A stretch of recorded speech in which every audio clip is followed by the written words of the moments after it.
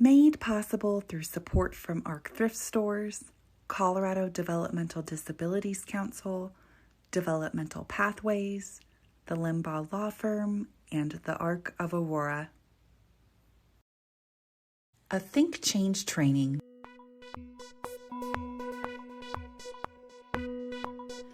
Hello, thank you so much for joining us today for another THINK+change episode when we're talking all about trauma and developmental disability. You are joining us along this journey throughout a multi-part series where we are interviewing experts within our community who can really talk to us about trauma and disability and how that really can impact people with developmental disabilities. Today's episode is all about what does it mean to be trauma-informed. And if you joined us for episode 1, I was joined by Brian, who is with me again today. For this episode, number 2, all about being trauma-informed. But just in case someone didn't listen to our last episode, if you could do me a favor, just introduce yourself and your background with trauma work, that would be wonderful. Sure, absolutely. Thank you. My name is Brian Tallant, and I'm a licensed professional counselor and also an administrator of a program at Rocky Mountain Human Services here in Denver called the Denver START program, which is a mental health crisis prevention and intervention program. I've worked in the field of mental health and intellectual and developmental disabilities in the Denver metro area here for about 26 years. I also serve on the board of directors of an organization called NADD, the National Association for the Dually Diagnosed. And I'm a contributing member of the National Center for Child Traumatic Stress Network's IDD expert panel. Wonderful. Thank you for sharing your background. And I also, we always joke here at THINK+change that whenever someone breaks down what an acronym is, because you said NAID, right? Is that what it was? NADD. NADD. See, here I am even messing up the acronym myself, but we always appreciate when people break it down, saying what it actually is. So thank you very much. Absolutely.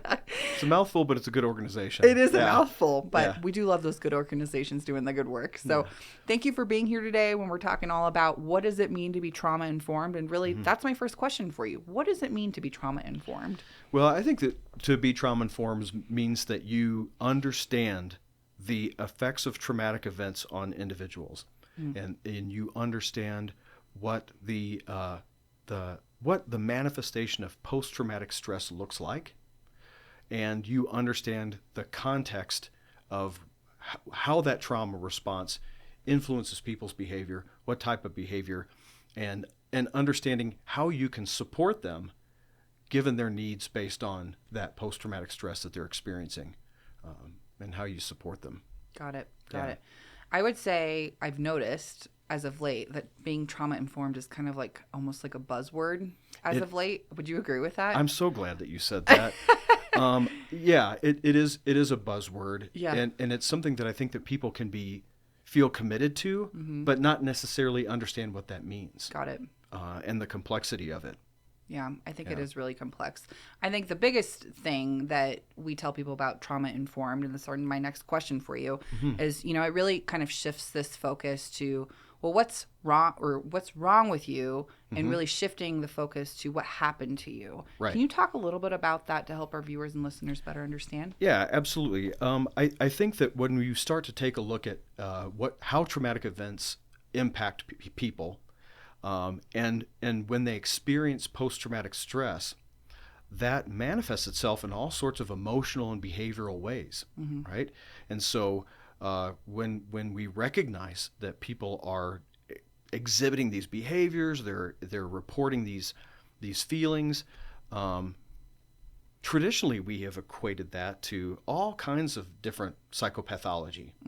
I was experiencing anxiety, or they're feeling depressed or experiencing depression.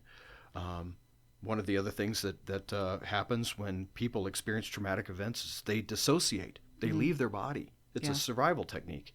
And when they re-experience that trauma, they leave their body again. And so it often gets, seen as, wow, this person is out of touch with reality. They're experiencing psychosis. And so anyway, there's all of these different conditions that I think that we historically have categorized those behaviors and those emotional experiences into, and not always recognizing that it's directly related to the neurological impact of these traumatic events they've experienced. And so, yeah, I think that's pretty much historically how we've viewed those behaviors and those emotional experiences, not making that relationship to trauma. Yeah, absolutely. And I think like within our work within the disability, community, I think it could be so hard for someone maybe new into, maybe they're a caregiver, or maybe they're an educator, or maybe they're a physician. I think you mentioned them in the last episode, to, look at the person, just be like, what is wrong with this person, right? Like, what is wrong? Why are these things happening? Versus really kind of shifting that focus to being like, what happened to this person?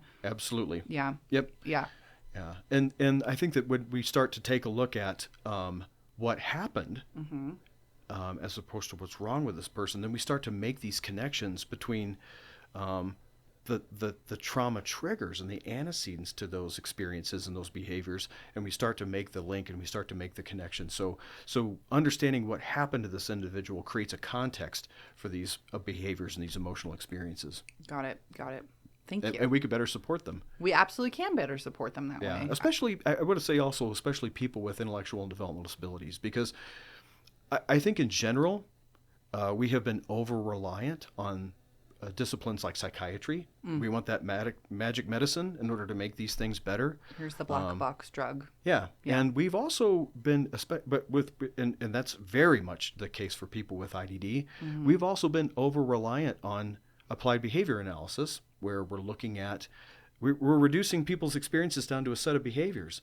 And we're taking this person and we're reducing them to behaviors instead of understanding this emotional experience that's related to their life events. And so, so what I think happens for our community in terms of asking what happened, that's really important for the IDD community, because it's because I feel that they're much more subject to that question, what's wrong with you, which is indicative to just understanding, like the term disability.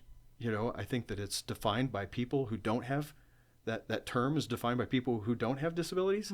And that term dis in itself is implying less than, that there's something wrong. Right. And so I think inherently that over-attribution of these problems to, instead of saying, wow, what has this person experienced? Yeah. Well, and I think also, as you were talking about it, we do a lot of work within like disability bias. And I think so oftentimes there can be kind of this unconscious bias against people with disabilities. And if we take a moment to kind of reflect on what happened to them and what that past trauma could have been, we can better support them, kind of like what you were saying. Working with people who have intellectual and developmental disabilities is more like working with the general public than it's different. And that's one of the things that I have to tell professionals all the time, because I think that they have a hard time understanding the concept of a healthy person with a disability. That's where I was going with this, was that that I think that we pathologize people with disabilities because we don't have that concept of a healthy person with a disability, and we do that when they're experiencing trauma. Right. We ask what's wrong with them as opposed to what happened to them, because we as a culture don't have a very good concept of healthy people with disabilities. And so when people experience the trauma and they have a developmental disability, then we automatically assume that it's something about what's wrong with them as opposed to what happened to them, which we don't do as much with people who don't have developmental disabilities. I think that we're more likely to say maybe what happened to you that caused you to act this way, where we pathologize disability. Through a medical model, we pathologize this. We're more likely to say what's wrong with them as opposed to what happened to them. So when we're talking about being trauma-informed, can you talk a little bit about what are the trauma-informed principles? Absolutely. So the 6 principles of trauma-informed care, these are principles that were designed primarily for the healthcare industry. Okay. To start to understand how we can recognize that people coming in to receive either behavioral health or physical health care, that you never know again, I think that in our last episode we talked about if you get through life without a traumatic event, you're pretty fortunate. Yeah, you are So lucky. yeah, so everybody coming in to receive health care has experienced trauma in some form or another, and on a spectrum of severity, right? So you don't really know what people are bringing in. People's trauma triggers are hidden; they're not visible. So you have to be sensitive to everybody coming in for care. And the first principle is about safety, is that you have to deliver healthcare in an environment, in a place that's sensitive to people's physical and emotional safety. And sometimes these are really practical things, such as you've got a well-lit parking lot, you've got a waiting room that doesn't have people too close to each other, and so you've got open, bright spaces that you've got.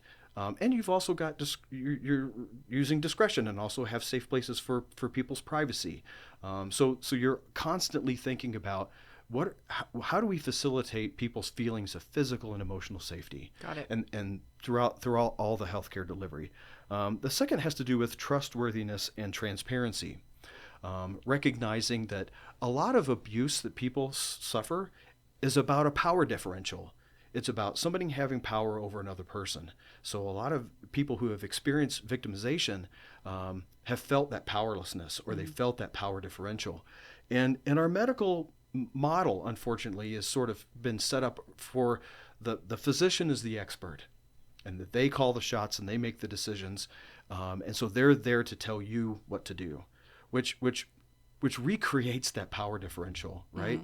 And so what we want to do is be conscientious about developing trust.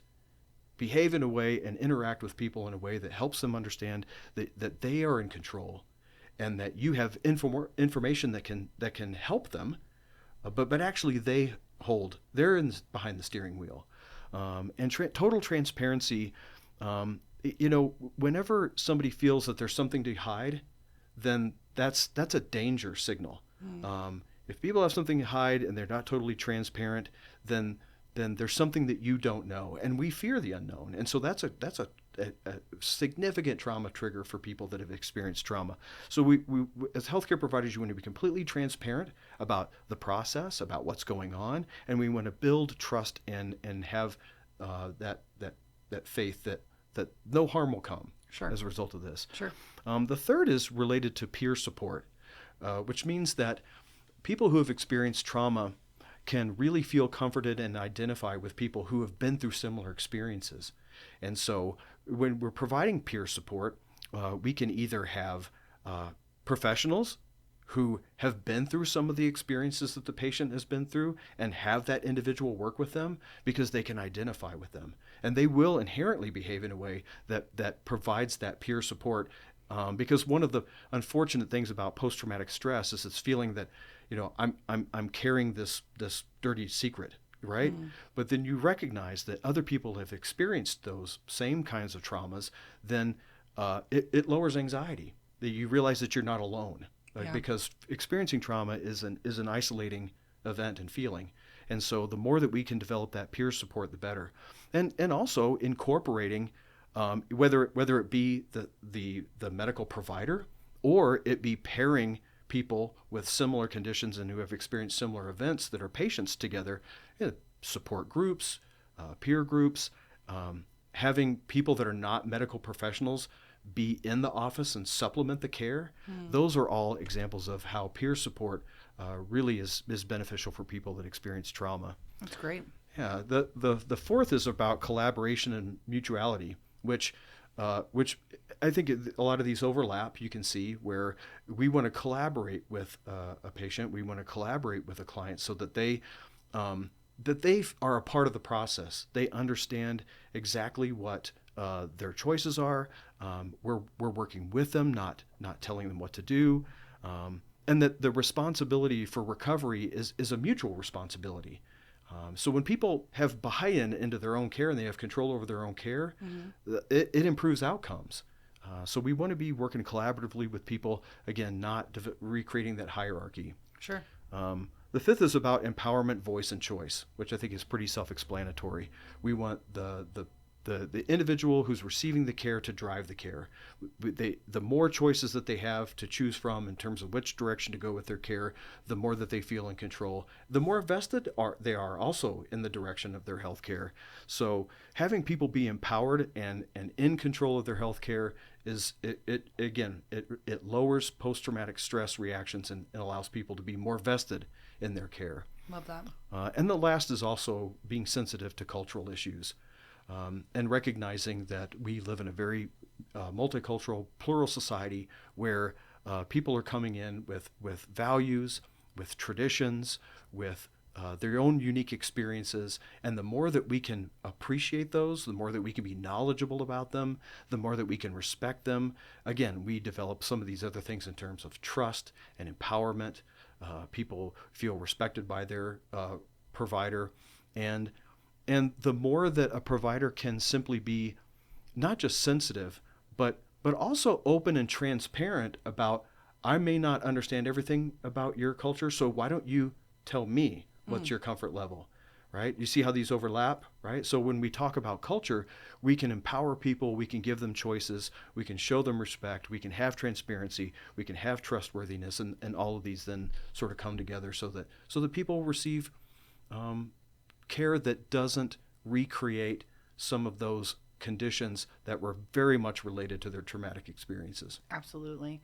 Would you say, I mean, you had shared that, you shared what the trauma-informed principles are just now, and you said it's more heavily healthcare focused, but would you consider and agree that, those principles can be used throughout everyday life, like well outside of healthcare, whether that be maybe a kiddo in school in special education, or maybe it's, let's say an adult who lives in some type of residential setting with caregivers who takes care of them, who has, the individual has a developmental disability, for example. I mean, could this all maybe meld over into those types of settings also? Oh, absolutely. I think that if you understand, the more that you learn about trauma and its effects on individuals, the more that you start to understand the dynamics that recreate, that trigger, that inhibit people's recovery, that stand in the way of their support. And so, the more knowledgeable you become about the effects of trauma, the more that you can become sensitive to what people's needs are in every environment, whether that be within your own family. It can be within schools, with healthcare facilities. It could be applied to just about anywhere. One of the most significant, I think, is also around our criminal justice system and around our legal system. Agreed. I think that we have unfortunately criminalized a lot of the behaviors that result from folks that have experienced significant trauma, and so it's applicable in all sorts of venues and all sorts of areas. Yeah. Yeah. So take those principles and run with them in your everyday life, wherever they may be. Absolutely. Thank you, Brian. So our organization, we support people with, we advocate for and on behalf of people with developmental disabilities. And as you know, people with developmental disabilities can communicate in an array of ways, whether that be with spoken words, maybe it's through gestures, maybe it's through communication devices, an array of things. I certainly cannot go through all of the different communication styles that someone may use, but someone may communicate via behavior. And there are occasions in which that behavior may be viewed as inappropriate. Yes. And we always tell people that communication is, that behavior is communication. And so when we're considering someone maybe with a developmental disability and how, behavior is communication, how might that align with being trauma informed? Great question. So in the last episode, I talked about this phenomenon called diagnostic overshadowing, where I talk about how we over-attribute mental health symptomology to a person's disability. And I believe that there's actually a second type of diagnostic overshadowing happening. And that is that we're also seeing trauma and post-traumatic stress symptomology, and we're attributing it to other psychopathology. So when we see people who are experiencing post-traumatic stress, we're saying, oh, this person is just anxious or they're depressed, and that phenomenon I think is amplified in people with disabilities. And so one of the things that we have to understand is that not only is mental health symptomology not necessarily due to a person's disability, but that behavioral and emotional experience that they're having probably or can be very much related to trauma. So we have to make those relationships first of all. But then the other thing too that's really, really important is that when we're talking about behaviors and people's first of all, with people who have intellectual and developmental disabilities, we focus way too much on behavior. And we're not focusing enough about people's emotional states and their emotional well-being that then translates into behavior. We're focused on skill building and things like that when a lot of times we're not thinking about where does this person's emotional experience, right? So we have to pull back away from just the set of behaviors that we're looking at. We're looking at people's emotional states. And then if you become informed about what classic post-traumatic stress symptoms look like, things like hypervigilance, things like startle response, night terrors and sleep disturbance, if we look at situational avoidance and not being in situations around people and things that trigger you in terms of memories of post-traumatic events, if you recognize that those are classic PTSD symptoms, then when you see these behaviors that are communication in people with IDD, you start to recognize when they start looking exactly like these classic PTSD symptoms, instead of saying, oh, well, this person, they just, they don't like the situation, they don't like what's going on here, and we're not taking it to that next step as asking why. Right. Why are they avoiding this situation? Right. He just doesn't like to take baths. You know what I mean? And so we're just going to have to incentivize getting into baths instead of understanding what possibly could have happened that makes this person really avoidant of wanting to get into the tub. Exactly. So there's about 1 million different examples like that. But if you really start to understand what PTSD symptoms look like, they manifest themselves in people with developmental disabilities the same way that they do in people without disabilities. And so again, that's when we need to pull back a little bit from just looking at the behavior and how we're going to modify this behavior and start going back to understanding what is this communicating? What is this person telling us? And then when you recognize, oh, this actually looks just like these classic PTSD symptoms, we can start to become more sensitive to, again, what happened as opposed to what's wrong with you. So, and one of the things that is important, I mean, and we could probably do a separate, whole episode on this, but there's a lot of controversy about applied behavior analysis. There's a lot of self-advocates that have talked about their negative experiences, especially in relationship to trauma around ABA.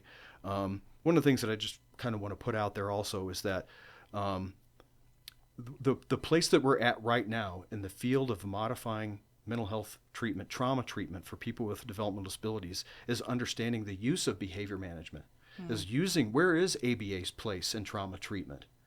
I think that we've gotten as a culture starting to get better at understanding the impact of trauma and what it has to do with some of our social ills and some of the other problems that we're dealing with in its relationship to trauma. But trauma just doesn't explain behavior. We have to take to the next step, which is trauma recovery, right? And behavior management, modification is a part of that. And so anyway, that's where we are, I think, in the field is of trauma treatment for people with developmental disabilities, is how do we recognize these classic trauma symptoms, support people with a trauma-informed care, and then also figure out where is that behavior management and behavior modification in that. Yeah. That's a very complex and somewhat controversial subject, but when we talk about behavior as communication, we're talking about behavior treatment and behavior management in relationship to trauma. It has its place. We're struggling to figure out what place it is and what it looks like. Yeah. Well, and I appreciate you sharing that. It is controversial because, we always tell people that education is the least intrusive form of advocacy, right? And so we're here offering, some education, but we're certainly not here to provide any medical or legal advice, right? No. It's just kind of your experience of what you have been doing within your work. Yeah. Yeah, absolutely. And it's always evolving, and it's evolving with this trauma-informed lens. Man, you gave some really great resources, though, and I appreciate also the breakdown. I mean, even with the person, for example, with the bathtub, the behavior is they don't want to get in the bathtub.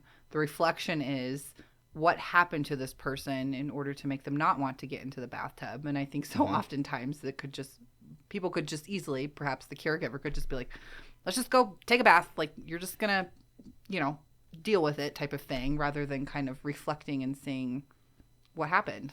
Yeah, and there's lots and lots of examples like that. When we talk about hypervigilance and startle response, for so many years we've just said, well, people who are on the autism spectrum can often have sensory sensitivities, and so when they have that startle response, that's just their autism. Well, when you take a look at it from a trauma-informed lens, you can start. What we have to do is not start with a person's disability. Don't start with what's wrong with them. Start with what's happened to them.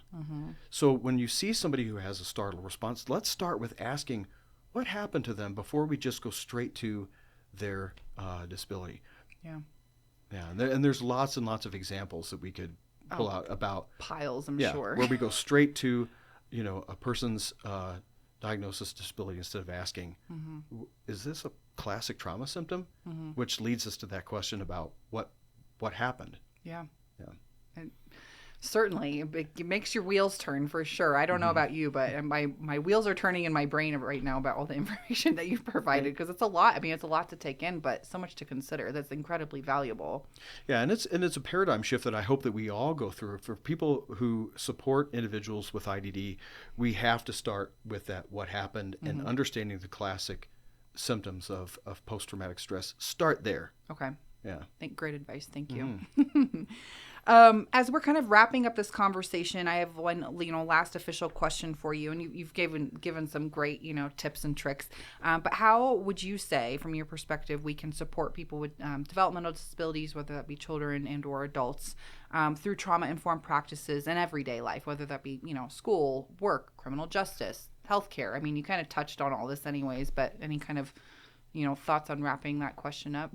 Yeah, I think that when you start to take a look at the effects of trauma on individuals, you can start to see, and we've talked a little bit about the neurological impact. We've talked about the emotional impact, the behavioral impact. When you start to look at that, we start to maybe objectify these behaviors a little bit. We instead of personalizing them. So, and in some cases criminalizing them. So when we start to become informed about what those effects are, then we can start to see how they manifest themselves around us in the relationships that we have with people, the environments that we create. You start to be sensitive to and understanding and just becoming more intuitive in terms of the way that you start to support people in those in that post-traumatic stress. And so, I think that that's probably one of the most important things is to learn about those normal, natural effects of trauma. And one of the things that we do when people come into trauma treatment, first and foremost, is we normalize their reaction to the situation. People come in and they say, "I think that I'm going crazy." You know what I mean? Like, these things are happening to me, and I think that I'm losing my mind. And we say, "No, you're not crazy. You're not losing your mind. You're having a normal reaction to unnormal circumstances." And to help normalize that, because, like I said, trauma is typically a human experience that most people will go through at some point. So we got to start by normalizing this and understanding that. And then when we start to do that and we depersonalize it, we can start thinking objectively about how do we support people. We can do that with more empathy, and we can do that with more insight and understanding. I think another thing, too, is that when we talk about people with IDD, we really have to take a look at the particular vulnerabilities that they have in their home, in the community, and then we start to take a look at things like recognizing that people are credible reporters. There's specific vulnerabilities that the population has that we are obligated to take a look at in terms of their potential traumas, not just the reaction that they have to traumas, but the prevention of those traumas. And so we have to work on both sides of the equation. So understand what those classic reactions to post-traumatic stress and reactions to traumatic events. And let's also take a look specifically at people's vulnerabilities so that we prevent those traumatic events from happening in the first place. Great advice. Thank you very much. For this episode, all about being trauma informed, those are all the questions that I have for you. Do you have any last minute thoughts or words of wisdom for our viewers or listeners before we say farewell? I just want to thank you for having me and focusing on this subject. This is huge. This is really, really a very important subject. And we have to continue to make that shift from talking about what's wrong to what happened. Exactly. Yeah. Agreed.